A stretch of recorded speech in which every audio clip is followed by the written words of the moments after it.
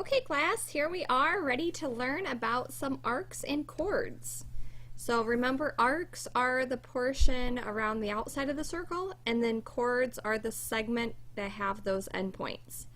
So in the same circle, or you could even have congruent circles,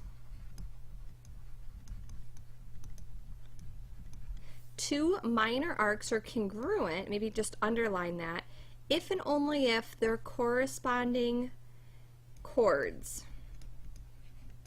are congruent. And this if and only if, we're going to see this a lot in the next couple of lessons. That just means that it goes both ways. So the minor arcs are congruent if the chords are congruent. So let's say that FG, segment FG, is congruent to segment JH. Then FG, the length of that chord, is congruent to the length of chord JH. And it goes vice versa. If you know that these chords are congruent, then you could say that the arcs are congruent.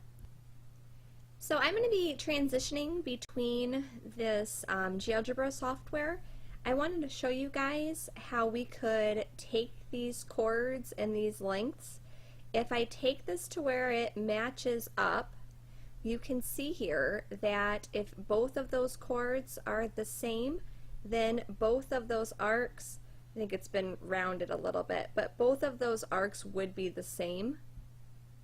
Again, it's hard to get it exact, and when I did, if you were to round them, they're really close to the same. It's probably just because of the pixels there. Even if I make this circle bigger, those arcs, yep, it was just a little bit off with the rounding. Those arcs would be really close to the same. If I make this one smaller and I make that one smaller, again, once those chords are the same, those arcs are going to be the same too. For this example, what I could do is I could show you that these arcs and chords are congruent. You see how they're the same length? It doesn't matter where I drag this around at. If those chords are congruent, those arcs are going to be congruent also. And then looking at a different property we're going to have later, these are going to be the same too. So looking at this example here, it says that arc MN is congruent to PQ, and it tells you that these circles are congruent. So this would be like the second example where we have congruent circles. This one would be like within the same circle. Then what we want to do is we want to find the length of PQ. Well, those arcs are going to be equal. So 2x plus 1 equals 3x minus 7. So when you solve that, you get x to equal 8. And then what you can do is you can simply take that and plug it in. Make sure you read the directions carefully, just like always, and plug that in. So 3 times 8 is 24 minus 7. You should get that to equal 17. Or in this next example, here we have one circle and we have these two arcs marked congruent. Well, then these chords are going to be equal also. So I can set them equal, same as before, just now it's within one circle. We have 3x equal to 12. That would make x equal to 4, and then you could take that and plug it back in. So RS would be 5 times 4, so 20 minus 9. The answer to that one would be 11. For these next two things, what I have here is you need to notice that AB is the diameter, and you have this part perpendicular. We have a chord perpendicular. Well, one of two things happens here. If this is perpendicular to that, then what you would know is you would know that these two arcs are congruent. So I can say that arc XB is congruent to arc BY. The other thing that I could say is if I knew that these parts were congruent, or if that chord was congruent, I would know that that's perpendicular. So for this one, I would know that x, I guess there's no point there, let's put a z in there too. xz is congruent to zy. And this one works both ways also. If you were to know this, then you would also know, like if that's what you started out with, you would know that AB is the diameter. So they might ask you questions either way. This would be another if and only if type statement. So for this example, it says that arc DEF, so arc DEF is this whole arc. That whole arc is 150, and that means degrees. They probably should have written that on there. We want to find arc DE. Well, looking at this, because this is perpendicular, I know that these two arcs are going to be congruent because that is just cutting this right in half. It's bisecting this arc. So what I can do is I can just take half of 150. This arc would be 75 degrees. The directions don't say this, but if I wanted to find like HF, well, it also bisects this chord, so that would make HF 5, or maybe the directions ask for DF, and if they ask for DF, that entire chord would be 10. So you'll have a variety of different questions like this, or they might have variables and you have to set them equal to each other. Just pay attention to what the directions are asking. So before we start this next part, I want you guys to put like a big star or something, or like a big arrow next to these. These are probably the hardest thing in this section, but not too bad once you get the hang of it. So what we want to do here is we want to look at this stepping stone. It says the diameter is 18 inches long. So I know then, and I'm just going to write this out, that the radius would be 9. And that will be important as we go into this. And the chord EF, so this entire chord is 8.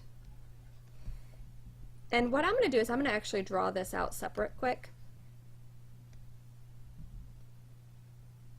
So I just drew this out bigger so that we could see it. And I'm going to draw in this diameter and this chord.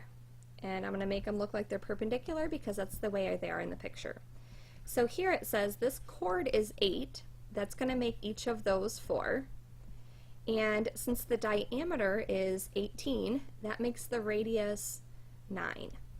So it's not going to be super helpful finding CD with this information. Sometimes students have a misconception and they say, well, this just has to be half of 9. Well, it might be right in the middle, but there's nothing from keeping this from like being way over here or closer over there. You just know that that's something less than 9. What you have to do for these is you have to think Pythagorean theorem, and in order to do that, we need to draw in the right triangle. So you know that the radius can go from the center to any point on that circle. So that's a radius, this is a radius, or better yet, let's draw one of the radii to one of those points, because that's going to be how you can solve for x. So since this radius is 9, this one will be 9 also, and then you have this right triangle that you can use the Pythagorean theorem for. So when I set this up, I'm going to set it up x squared plus 4 squared equals 9 squared.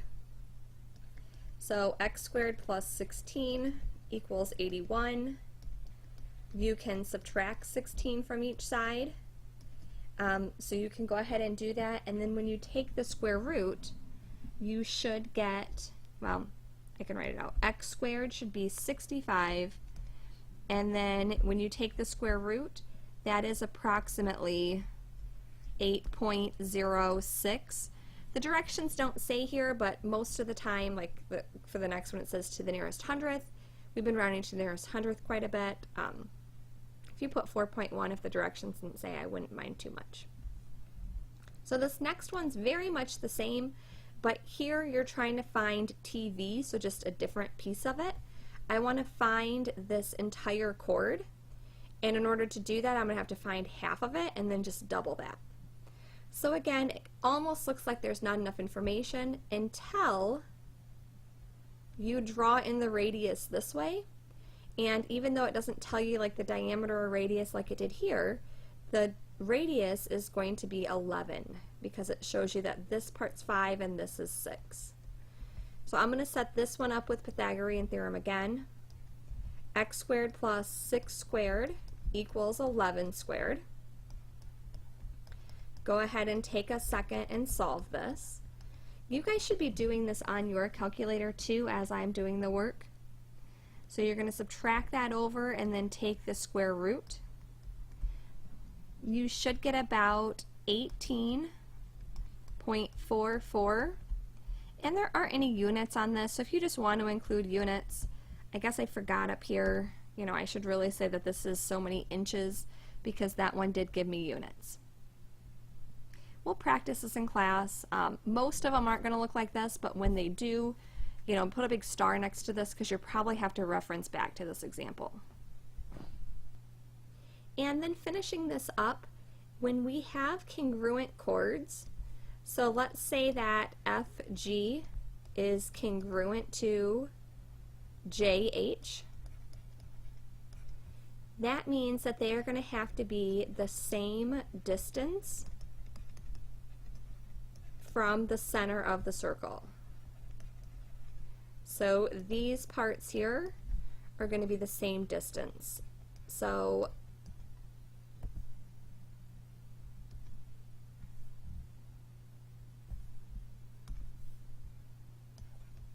LX is congruent to LY. And this is another one of those things that it's like if and only if. If you know that the chords are congruent, you know they're the same distance from the center, but it goes both ways. If you know they're the same distance from the center, then you know that those chords are the same length. So looking at these two examples to finish things up, this one says that this chord is 22 and this chord is 22. That makes those two chords congruent. Well, that would mean that they are the same distance from the center. So I could set 5x equal to 3x plus 4. When I solve that, I get x to equal 2. And then I'm not done. I have to plug that in for AB. Well, AB is 5 times x, so that will be 10 is the final answer. Or for this one here, it shows me that both of those are the same distance from the center. So it doesn't really matter that they're both 8, it just matters that they're the same. And then PQ is 3x minus 4, and RS is 14. Well, I'm just going to set those two equal and solve that. And then this one I kind of lucked out, that's all I have to do. So 3x equals 18, or x equals 6. So I hope this helps. Make sure you put a big note next to those Pythagorean theorem ones because you'll probably have to come back and reference that. And I look forward to helping you guys in class.